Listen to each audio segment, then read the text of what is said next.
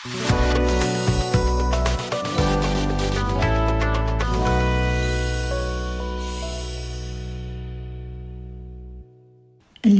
نلتقي مع الدكتورة فيكتوريا روز، جراحة التجميل البريطانية، اللي اختارت أن تترك عملها وحياتها المريحة في بريطانيا وتسافر إلى غزة 3 مرات أثناء الحرب لتقف إلى جانب الناس هناك في أصعب الأوقات.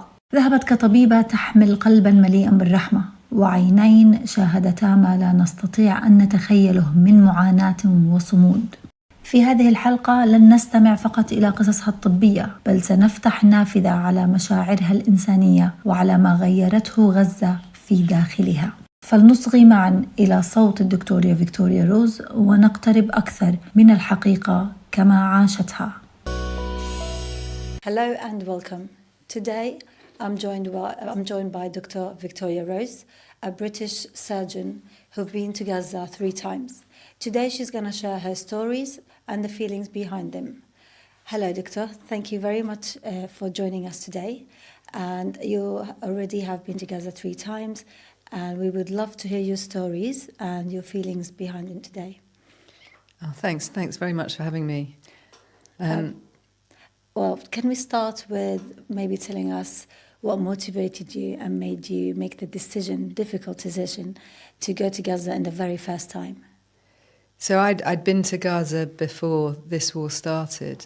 I've been working with a charity called Ideals, and they had been running a program to try and help the local Palestinian orthopedic surgeons in Gaza. And I had been going out with them as plastic surgery support, really. We had been trying to work through a huge number of cases that had come up after the Great March of Return. And I think I did 3 trips with Ideals.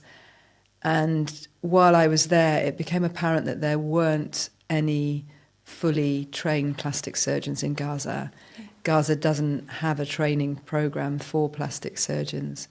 And so with a few of my colleagues, Ghassan Absuta and Tim Goodacre, we tried to set up a plastic surgery training scheme. And one of the first plastic surgeons that came over to the UK was Ahmed Mokkalalati. And he came to work with me at Guy's and St Thomas's. And he was with us for 2 years, and we were teaching him trauma surgery, really. Okay. And so he left in February 2023 and took the job as Chief of Plastic Surgeon at Shifa. Okay. And we stayed in touch because we were trying to get the programme up and running, and we were discussing cases and surgeons that could come out and visit and help train. And then the war broke out in October, and he started sending me some very different photographs of what he was having to deal with.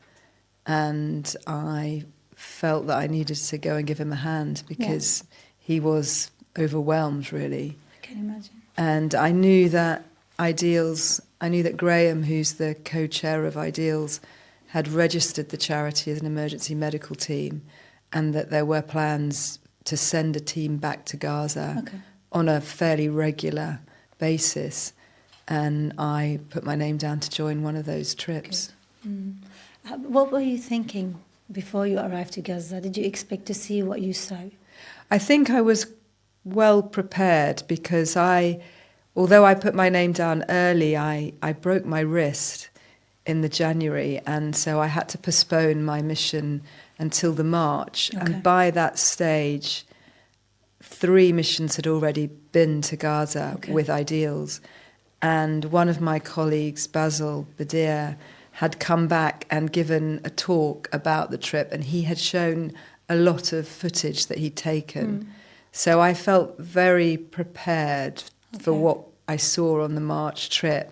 The difficult factor for me was that by the time we got into Gaza in the March, we didn't have Ahmed at the European Gaza Hospital. He had to move to one of the field hospitals, so I was the only plastic surgeon at the European Gaza. But we had a very good trip. The first trip was really good. we managed to take a lot of equipment with us. Good. Because we knew Ahmed, and we knew what he needed at the European Gaza. I had the opportunity to ask the plastic surgery community in the UK to send me equipment and dressings and everything that Ahmed had put on his list. So when we entered Gaza in that March, we had 25 suitcases full of equipment that we delivered to the European Gaza. And it was a really fruitful trip for many reasons, the work that we did, but also the equipment that we got in. That's amazing. No, amazing that you managed to do that at the beginning. I want to ask you, have you done any other humanitarian aid missions before anywhere else? No, this is it, just Gaza. This is the first one. Yeah. Tell me, when you arrived to Gaza, how did you feel? I was very upset by what I saw, because I had been to the European Gaza Hospital before, and it's a beautiful hospital. It's built in that sort of Lebanese, Levantine style with arches, and it's got gardens between the wards. It's a very beautiful hospital built in the 1980s with big green open spaces. And when we returned in March 2024, it was inundated with people. Everyone who had been displaced from the north had moved down to the south, and hundreds of people were living in the hospital and in the hospital grounds, and everywhere was covered with makeshift tents. And there were families everywhere you walked. So if you walked up a corridor, people would have hung sheets and carpets to corner off a section of the corridor, and there would be a mattress on the floor, and a whole family would be living behind that. And it was really hard to see not only the population in such devastating times, but the way in which the hospital had become this refugee camp, as well as trying to function as one of the few remaining hospitals. Did you feel any fear before going? It's not an easy step to do. I didn't, and I don't know why I didn't, but all the while that we made the journey through Egypt, we set off from Cairo and we drove in a convoy with the United Nations, and we were one of 19 minibuses, and we must have been one of 9 or 10 charities that were going to Gaza. And we entered through Rafah, and it was very seamless. It seemed very safe, and we didn't see any Israeli soldiers at all on that mission. And the Rafah border was still controlled by Egypt, and our colleagues from the European Gaza picked us up at the border and drove us to the hospital. So it seemed very safe. I was initially frightened by the bombing. When we got to the European Gaza, you could hear the bombs, and I remember going into the accommodation where they wanted us to stay. And as we entered the block, a huge bomb went off, and the window moved in and the curtains went, and I was like, where's that? And the young man that was looking after us was not fazed at all, and he just looked at me and said, don't worry, it's a couple of kilometres away, you'll be fine. Oh, wow. And that was how we went on. We seemed to be watching it closely, but far enough away. Okay. I understand it's been fruitful, as you said, because maybe you have done a lot to help. But on the other hand, it's been worrying and scary, and seeing all these, like the injuries and the bombing, as you just mentioned. What made you go again and again to Gaza? I think the main thing has been the difference that we've made to people's lives by going. I always said, even if we've only saved one child, that's still one more than if we hadn't gone. And that does keep you going. But for me, the main reason to go back is the lack of plastic surgeons in Gaza. There were very few to start with. And now all of them, or nearly all of them, or all of the experienced ones have been driven out. So there really is no one there that can carry on the work. And in war, plastic surgery is such a major part of trauma care. We deal with all soft tissue injuries. So in all of these bomb blasts, it's plastics that debride the wounds, get them clean, skin graft them, cover them with flaps or however we need to cover them. And it became very obvious to me, particularly in the August trip, that there weren't enough plastic surgeons going in. Yeah. And I was seeing people that had been waiting for a plastic surgeon to arrive for 6 to 8 weeks when I got there. People with really disfiguring injuries to faces and legs, and there was no one that could treat them. So we got through so much when we were there that it felt wrong to just fly in and fly out and never go back. I understand. So going to Gaza before the war, first visit after the war, and then second and third time, what's the impression you had of Gaza on the second time and third time? Well, I think the second time was the first time that we went back to Nasa, and we were staying in Al-Mawasi, which is one of the biggest safe zones, apparent safe zones at the time. And what we noticed on that trip really was the level of destruction. So we entered this time through Amman, crossed the Allenby Bridge, and then drove through Israel to enter Gaza at Kerem Shalom, which is a crossing quite far down in the south, nearly on the Egyptian border. And so the drive that we did in the August is very similar to the drive that we did in the March. You're coming up the Saladin Road, and the change in the infrastructure was shocking. There was basically nothing left standing for the first 15 minutes of the drive, and we didn't see any signs of life at all. Everything was rubble, and it was really shocking that the whole of Khan Yunis seemed to have been flattened. And when we got into Deir Bel-Air, there were some of the old NGO and WHO buildings still standing, but they were the first structures we really saw. And then as we left Deir Bel-Air to come back to Mawasi again, the devastation, all the houses on the beach road had been destroyed, all of the flats had been destroyed. It was really shocking, the level of damage to Gaza's infrastructure. Is there a certain image of someone or something that stayed with you till today? Yeah, there's a mosque that's very near Nasa Hospital that had been bombed, and it had it looked as if somebody had taken all the walls off the mosque, but the girders were still standing, and the huge dome of the roof had collapsed down, but it was still complete. So the dome was still complete, and it was hanging in the remains of the building, and it was really eerie to see it because you knew immediately what it was from the dome. But that was the only part of it that was still intact. And children were still playing in the remains of the mosque.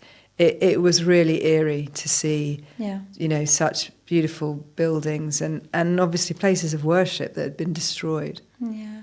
Can you tell me a story of a patient or a family or a child that happened that stayed with you as well? Oh, there's so many. I think the children particularly stay with you. We had a young girl on the first mission that I went on in March who had been hit by shrapnel, and she is a classic example of somebody who had had to wait for a plastic surgeon to arrive. She had been hit in the back of her leg and buttock, and the shrapnel had taken a section out of the back of her thigh, which included her thigh bone and the muscle and nerve around it, and then a huge segment out of her buttock. And it was clear that none of the surgeons that had seen her knew how they were going to fix this injury. And so the wound had been dressed and left, and one of my American colleagues found her on the ward, and she had maggots in her wound, and she was in a really bad state. And he brought her to the operating theatre and then called me in. and she had a cut in her cheek, and somebody had stitched up the outside of the cheek, but they hadn't realised that the shrapnel had gone right the way through. And so when you looked in her mouth, the inside of her mouth was still open.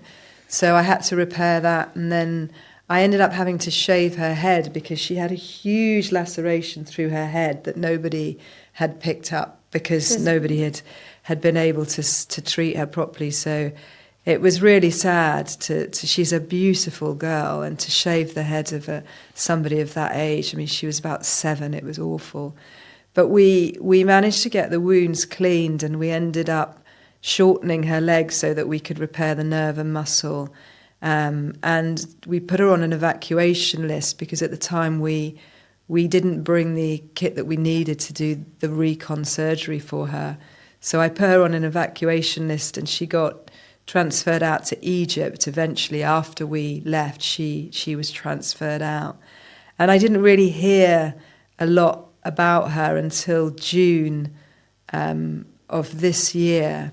The charity Children Not Numbers contacted me, and they sent me a photo of her, and she was in Dublin and she was riding a bike.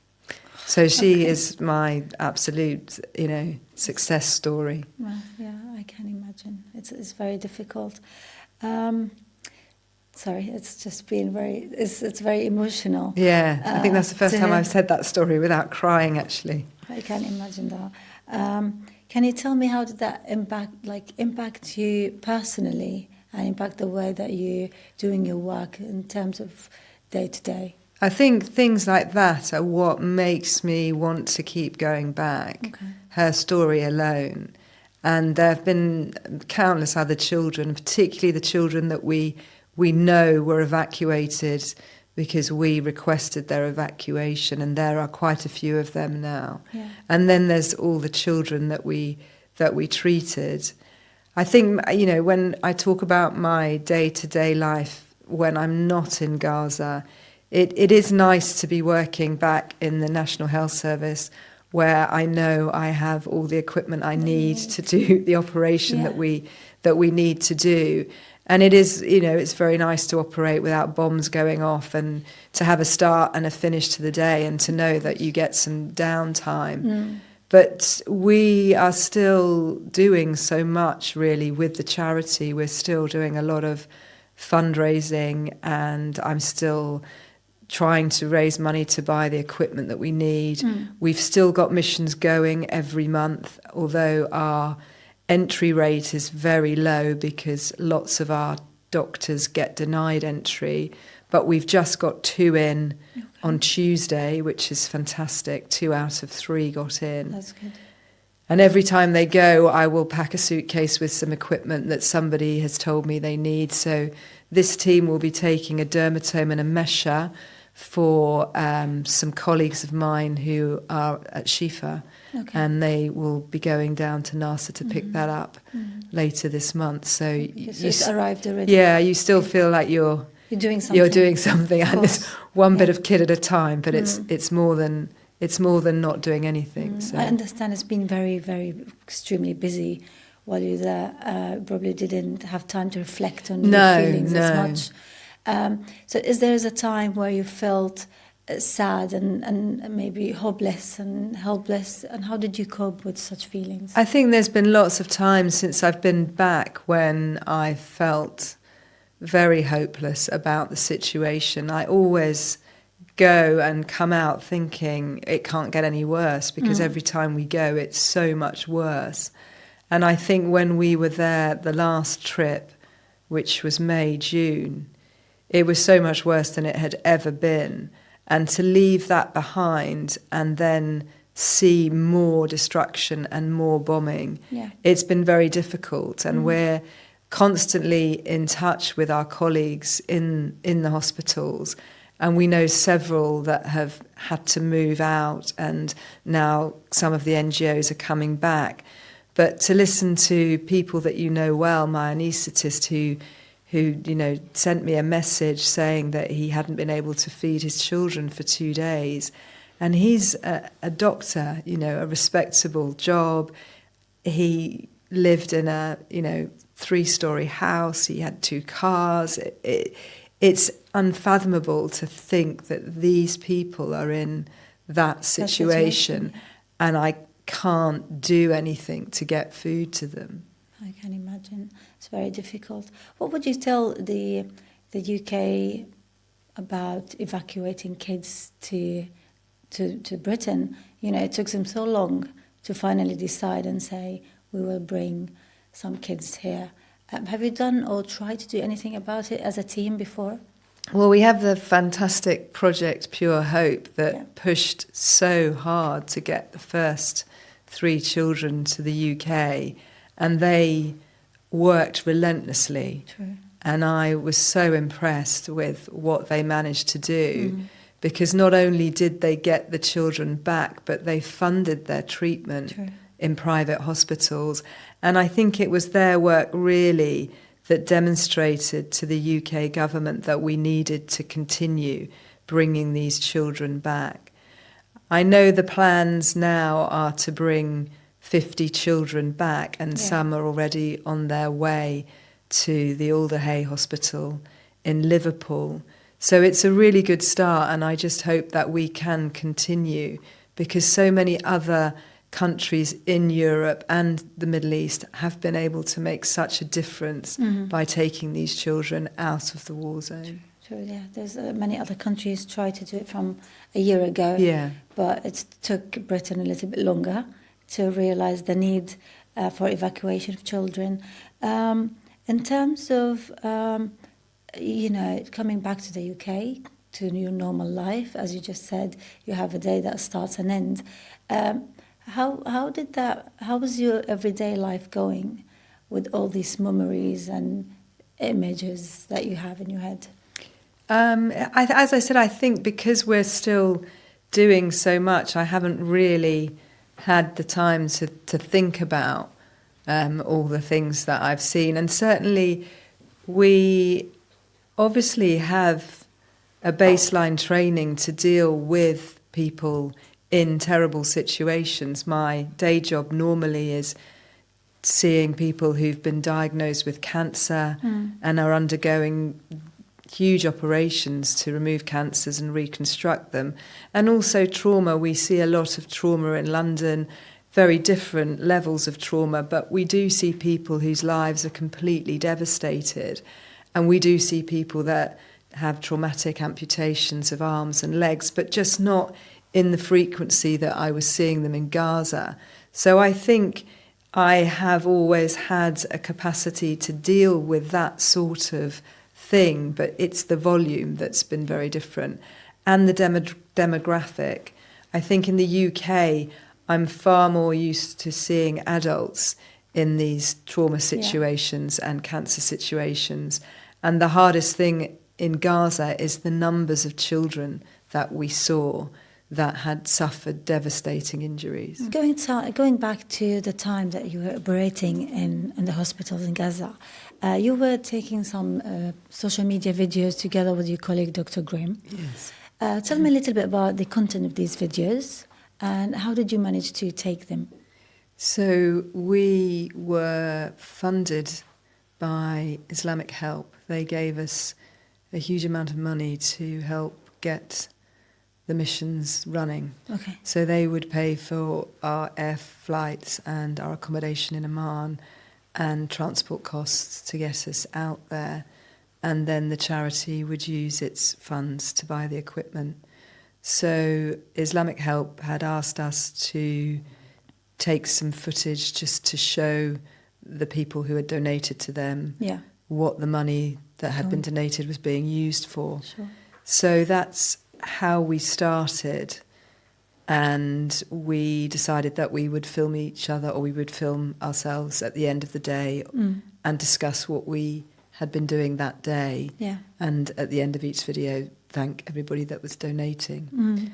And we started doing that in the August trip, and some of the videos started to be reposted quite widely on social media, and a few of the media companies and television companies contacted us, and we did, I think, one or two interviews in the August when we were there.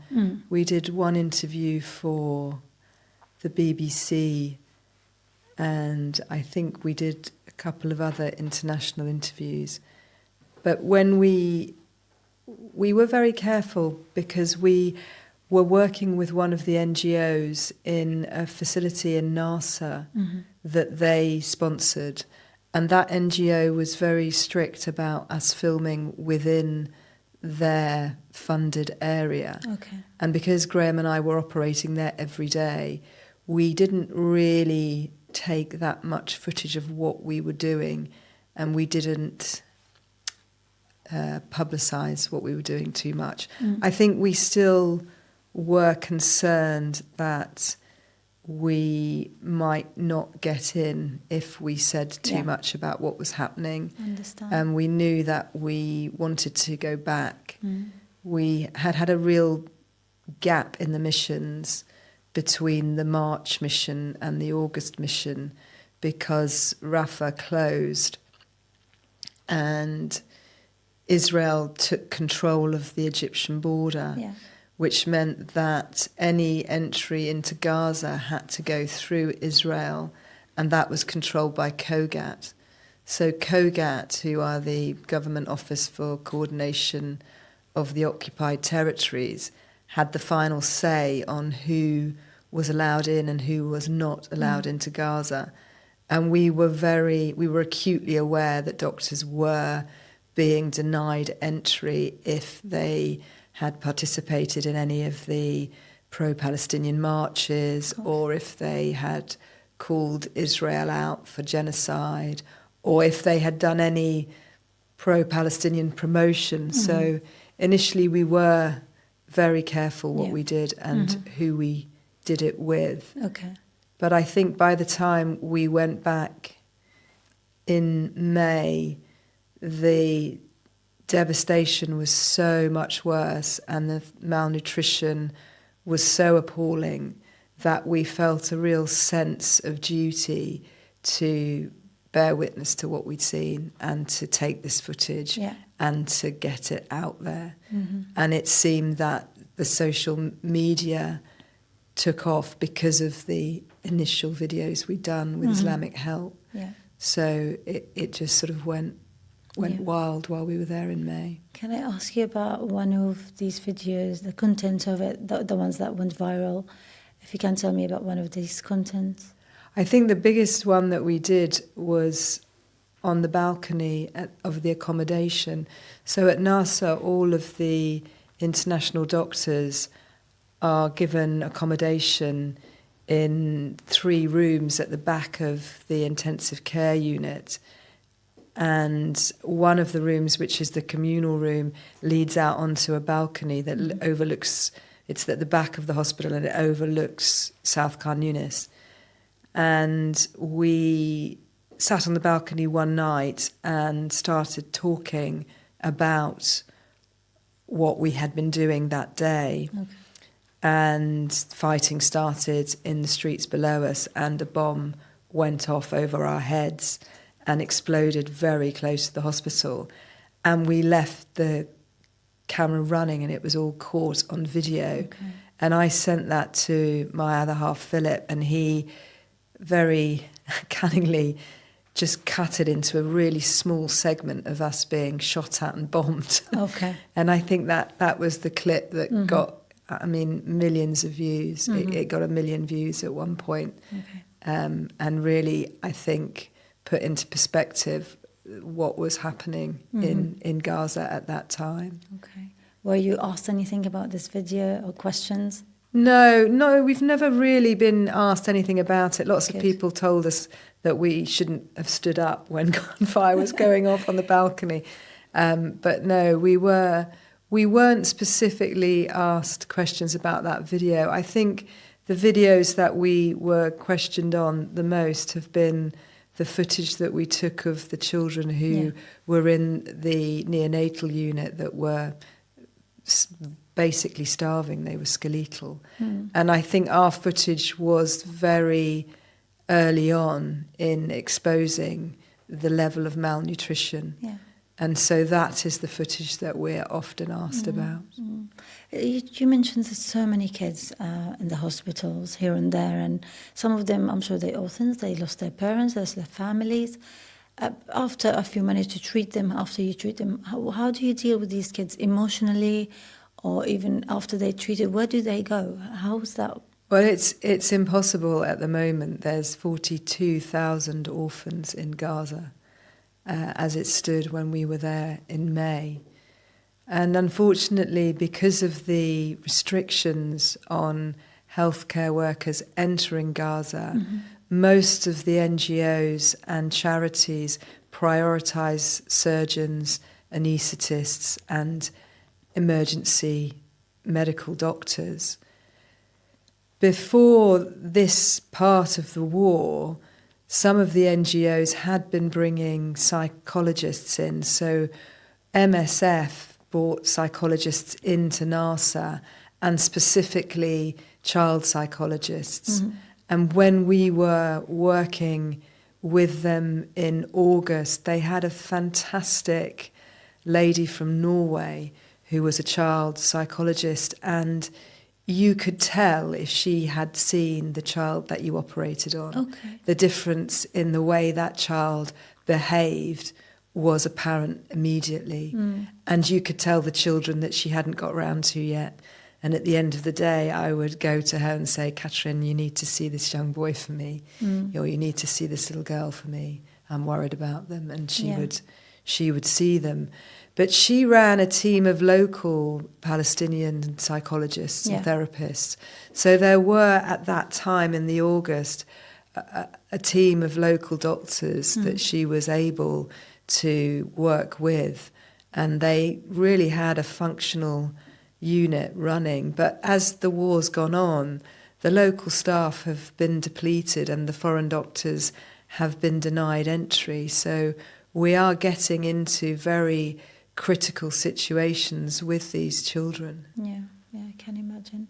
Doctor, tell me, how could a doctor in that situation, in a war zone, no medical equipment, nothing is available, and how could you operate, you yourself, and what do you tell other doctors around the world? How can you help them? How can they do their work under this pressure and circumstance? We're very lucky in that we have been going to Gaza for so long, and we are very used to sending an independent team in. So when we've travelled before the war, we have always taken an orthopaedic surgeon, a plastic surgeon, an anaesthetist. Normally, when we had limited restrictions, we would take a physiotherapist, one of our specialist nurses would come with us, one of our radiographers would come with us. So we would have a cohesive team that we would just drop into one of the hospitals and all of us would work with the local staff. Yeah. So when we went back after October the 7th, it was very clear that we had to take an orthopaedic surgeon, an anaesthetist and a plastic surgeon so that we could run a theatre independently of the local staff. And certainly the missions that we did up until the Rafah border closed, our team would take over a theatre in the European Gaza Hospital, and we would work with the local staff but also be able to give the local staff a rest because we could keep the theatre running. And that's how we worked. And that was very much what we were trying to do in August, although we were only 2 at that stage, so we were heavily reliant on the local team. But we still, I think, managed to give them some rest and some assistance. Every time we go, we contact our colleagues and we assess what kit they need and what they're short of. At the moment, there's a huge shortage of sutures, stitches. And so the team that have just got in have in their luggage hidden multiple boxes of sutures so that they can continue operating. And every time we will get some intel that is, if you come, you have to bring this because we don't have it. And on that basis, we've managed to limp on for a little bit longer every time. Yeah. And we always put something, kit, or there's always some stuff in our bag to help us perform the tasks that we know we will have to do. Yeah. So, Doctor, when coming back to the UK and sharing the stories and the experience you had in Gaza, how did the people, friends, family react to these stories? What was their reaction? I think everybody has been hugely supportive of what we've been doing, and it's been amazing to see the change in the public's perception towards what's going on in Gaza. We really have had a huge amount of money donated to the charity, and it has become a really high-profile topic amongst UK media in a way that it was never before. So it has been really good to see how important an issue it is. Mm-hmm. Doctor, you're a witness of what's happening in real life on the ground of Gaza. How do you see the media in the UK reflecting the reality? Better now. Okay. Much better now than they were when the war started. I think there is a lot more footage coming out from Palestinian sources which is being used. Certainly we're seeing a wave of films being made using Palestinian footage and Palestinian stories. I think that's just amazing. But I think there have been some really key players amongst the media companies, particularly Al Jazeera has always covered the Palestinian side, but ITN and Channel 4 have been really good, as have CNN, and really do get voices out there. And then there's quite a few international TNT and other media outlets that have been very pro-listening to our stories, which has really helped get the message across. Doctor, you're British, you lived your life here, you work in a safe zone. What would push you to go and risk your life? Well, as I said, initially it was to go and help a friend and a colleague who was clearly overwhelmed with the volume of work that he had been presented with. And then once we had been and saw the difference that we made, it became impossible not to keep going back. And I think that's what most of my colleagues from the UK feel. When you know that you can make this difference, you feel a responsibility to keep helping. But what would you say today to the doctors around the world who could be able to help? I would say if you can, put your hand up now, because what we seem to be seeing is that people who have been into Gaza more than once or twice are being denied entry to enter again. And there's a very clear pattern that if you've been in before, particularly if you've said anything on the news, on social media, your entry is denied by COGAT. And the people that are getting in are the first time. So the doctors that have not been before are getting access. So we really need more doctors to come forward so that we can keep the medical support in for the local Palestinian teams. Sure. And what's your message to the Arabic governments and the UK governments today? What would you say to them? I think we could do more. I think everybody could do more than we're doing at the moment. I think there's been many joint statements from lots of different regions and countries, and everybody seems to have made it very clear that they don't support Israel's actions. And I think particularly my government has said in August that if Israel continued the actions that it's taking, it would take concrete moves to help the people of Gaza or to stop what's going on. And certainly we haven't seen that. Yeah. So I really do feel that they could do more. I think that we could still do more. I know lots of the Arabic and, non-Arabic communities in Britain feel that they're banging their head against a brick wall and that they're not getting the answers or seeing the results that they want. But I think we've come a huge way from when I first went to Gaza in 2018. When I first came back, lots of people didn't even know where Gaza was. So to have the support that we've got and the change in the way people perceive the plight of the Palestinians is incredible. And we are definitely moving in the right direction. And I would definitely urge everyone to lobby their MPs and to write to their MPs. And I know that people think that that doesn't make a difference and that nobody's listening, but it does, because if enough people write to MPs, then that has to be vocalised in the Houses of Parliament. And if every MP starts telling the Prime Minister that his constituents are writing to him daily about the situation in Gaza, the pressure is on to do more. Great. Doctor, I want to ask you if there is a Palestinian child from Gaza standing in front of you today, what would you say to them? Oh, it's really difficult. I feel very ashamed that we haven't done more, but I would say that it's not over yet, and we will play a part in this ending. Well, comparing to a routine of a child in the UK, a daily routine, how do you see a daily routine of a child in Gaza? I don't think they have any daily routines.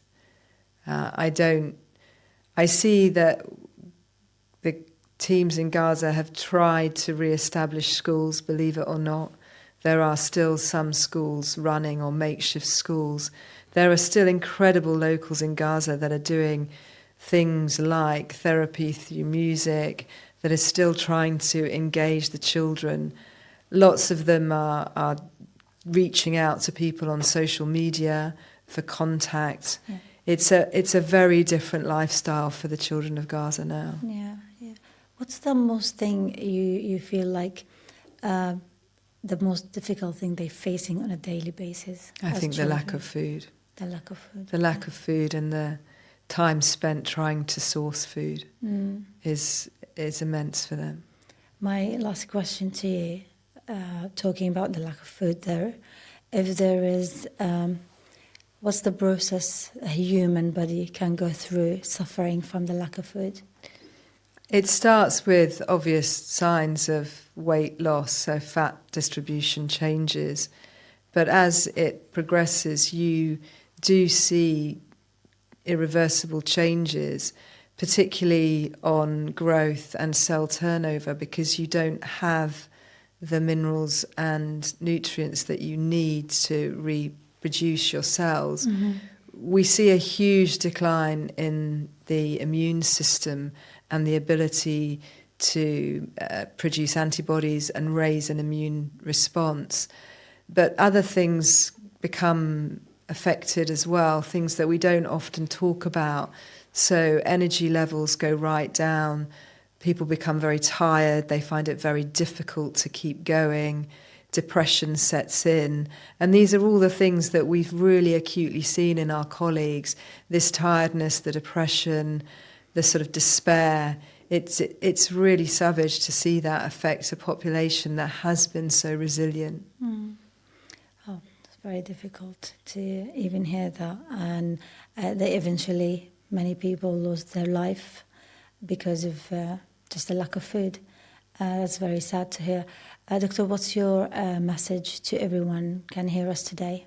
Well, I think, as I said, we've just got to keep pushing. We've got to keep the pressure up, make it known that we don't support what's happening, that we want humanitarian aid back into Gaza. We really need to get the United Nations back in and all their partners. UNRWA needs to be reinstated. We need to get aid to these people before it's too late. Thank you very much for your visit today. Thanks.